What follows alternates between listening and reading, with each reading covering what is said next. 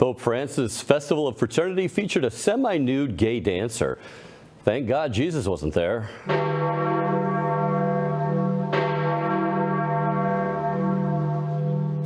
Joining us with his dispatch, Church Militant's Rome correspondent, Dr. Jules Gomes. Jules, Francis' dream event, the one he helped plan for so long, finally took place without him in St. Peter's Square over the weekend. Sounds like it was a real doozy. Tell us about it. Brad, Francis wasn't there, and as you just said, Jesus wasn't there either. Now, this was the mega event. Francis's pet project, as you know, has been the Fratelli Tutti Foundation, based on his controversial encyclical. And this event was supposed to bring thousands of people together, projected all around the world, 6 centers around the world. And there were going to be children and performers and Nobel Prize winners, signed a declaration, etc., etc. And this took place on Saturday at 4 p.m. in the evening. It turns out hardly anyone turned up for the event.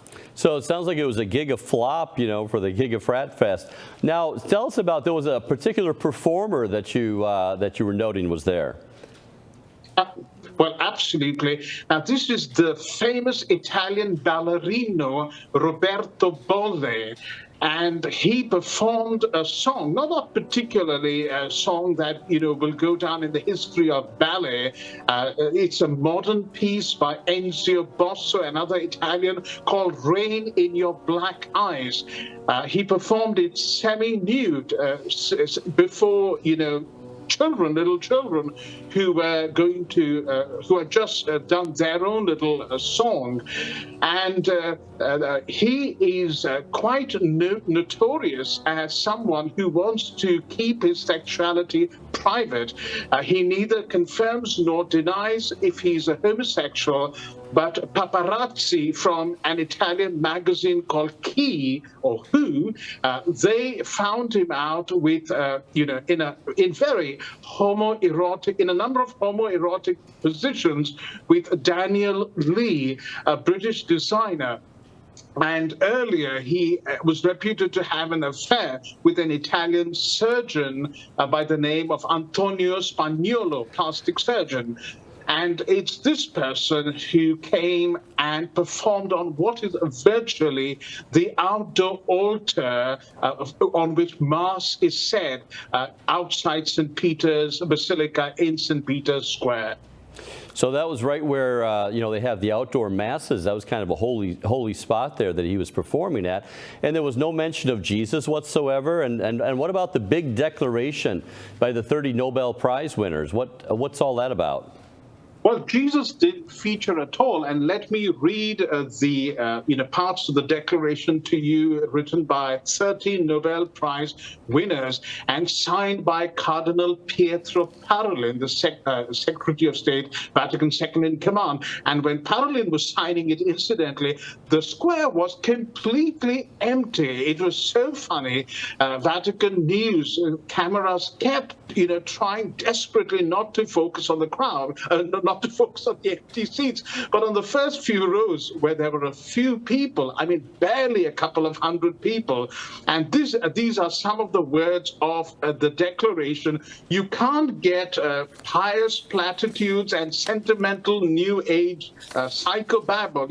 If you tried, you couldn't get a better wording here. It says, every man is our brother, every woman is our sister, always. We want to all live together as brothers and sisters in the garden that is the earth. The garden of fraternity is the condition for all life. Well, what does that even mean? I was going to ask you, Jules. I'm kind of baffled by it all myself. Now, let's go back to the gay performer there. One of the songs at the beginning of the performance was Over the Rainbow, a bit of a double entendre there. Can you explain that double meaning? Well, absolutely. This was sung by Carly Paoli, who I think is a Catholic, and she's a British-Italian soprano. She's been selected, her version of Ave Maria has been selected for Pope Francis's Jubilee of Mercy, Jubilee Year of Mercy. And Pauli was asked, by a number of newspaper reporters, how come she's going to perform at this religious event. And she insisted that it is an inclusive event. Now, ironically, she sings Somewhere Over the Rainbow, which, by the way, is one of my favorite songs. But then outside the Vatican in Rome, you have 1 million gay priders marching through the streets and, with rainbow flags, etc. So surely you're right, there's a double entendre there. And this song, it almost seems intentional. Now, to step away for a moment, Pope Francis was still in the hospital recovering. Did he happen to send a message to this human fraternity event? Yes, and his message was read out by Cardinal Mauro Gambetti, the Archpriest of the Basilica. He said something along the lines of, fraternity is fragile and precious. Brothers and sisters are the anchor of truth in the stormy sea of conflicts that spread falsehood.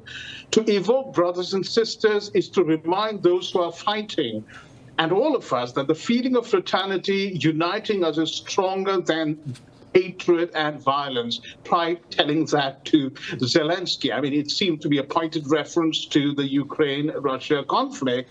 And he quoted an Italian poet by the name of Giuseppe Ungaretti, words to the effect, trembling word in the night, leaf just born, one of these stream of consciousness kind of poets. But again, Ungaretti was quoted, Jesus didn't feature at all. So, well, you were mentioning while the gay dancer was performing in the Vatican, outside in Rome, outside the Vatican City in Rome, this overtly pro-LGBTQIK, I'm losing alphabets here, was taking place in Rome. Can you explain the last letters again for our viewers who didn't catch that last week when we covered this particular Pride March that was going to be taking place? Absolutely, Brad. Q stands for queer, I for intersex, and K, believe it or not, is intentional. It stands for kinky sex, which includes BDS, bondage, sadomasochism, etc., because the organizers of the LGBTIQK Pride insist that kinky sex is the revolutionary aspect of sexuality. Well, as we covered in Rome Dispatch on Friday, that particular event wasn't sponsored by Rome, was it? It wasn't sponsored by the Lazio region, correct. They withdrew sponsorship after a pro-life group, a Catholic pro-life group, Pro Vita e Familia, protested and pointed out that the kinky priders were defying Italian law and were insisting on surrogacy, which virtually is renting someone else's womb, something equivalent to slavery, and Italian law forbids it. Now, all that took place on, those two events took place on Saturday. Then on Sunday, the Vatican celebrated the Feast of Corpus Christi. Again, there's talk about how there was no live coverage of this event. Well, there was no live coverage and no dead coverage, because even as we speak, if you go to the Vatican News website, this event is not mentioned at all. This central event in the life of the church, a procession from St. John Lateran, the papal archbasilica, the basilica where the cathedral of the pontiff is located, and the procession takes place from St. John Lateran to Santa Maria Maggiore, the other basilica. But there was no coverage of it, despite the fact that it's been covered over the last many years. And commentators on social media talked about this, said that this shows you where the priorities of the Vatican are today.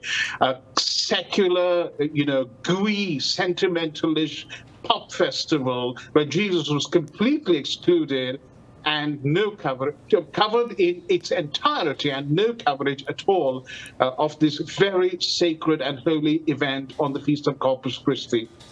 The one where Jesus was present. Well, one of the real tragedies is the homosexual performer who was dancing in the Vatican, and all those LGBTQ activists marching in Rome. They all go home feeling there's nothing wrong with sex outside of marriage. And woe to those silent shepherds who won't tell them the truth. So please pray for all these stray sheep, and Christ died for them, and pray for that his death was not in vain, and pray especially for the false shepherds who seem more like wolves in shepherd's clothing. So, absolutely, Brad. And may I add, pray that the gospel will be preached, because a number of people are saying that this is a new gospel, a false gospel.